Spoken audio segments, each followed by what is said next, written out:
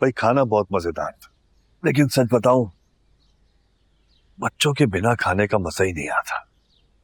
दुरे शहवार अब अपने घर की हो गई, अब उसके बिना खाने की आदत डाल ले। नहीं हो रही। बेटी की आदत भी कोई जाने वाली होती है क्या? जब घर में रहती थी कितना शोर होता था। ठीक कहते हैं आप, हंगामा सिफ्त है, और अब ये शोर उसके ससुराल में रहता है, आए दिन नया तमाशा। अब खैर ये तो ना कहो।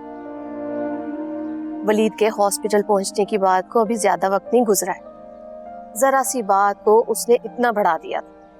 दुआ को लेकर यहाँ आई और यहाँ बैठे बैठे वलीद के पीछे पहुंच गई।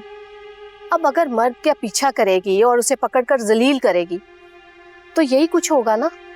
और ये तो शुक्र है कि वलीद अलग मिजाज का बच्चा है, वरना कोई और होता तो दुरे शहवार को भारी नुकसान पहुंचता। लेकिन फातिमा, दुरे शहवार का कोई अकेले का कसूर तो नहीं था ना।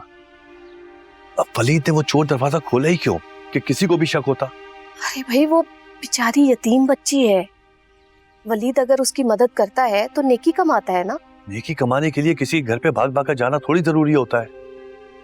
और वैसे भी मर्द और औरत के दरमियान तीसरा शैतान होता है।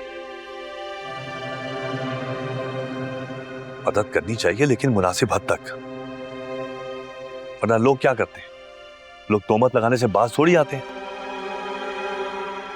लोगों का क्या है, जो कुछ देखा उस पर तोहमत लगाई और आगे बढ़ा दिया। आप ठीक कह रहे हैं।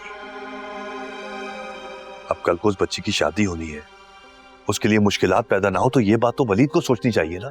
हाँ, लेकिन ये बात वलीद को समझाने के लिए हमारी जरूरत है। उसके घर कोई बड़ा तो है नहीं, उसे कौन समझाए, कौन टोके। यही बात मैं भी कई दिन से सोच रहा हूँ। जैसे ही मौका मिलता है बात करता हूँ मैं उससे। जी ठीक। बस एक बात है, हमारी बेटी ने माफी मांगकर आला ज़र्फी का मुजाहरा किया है। दिल खुश कर दिया। अल्लाह का शुक्र है थोड़ी समझदार हो गई है, वरना उसकी तरफ से तो उल्टा ही सुनने को मिलता है।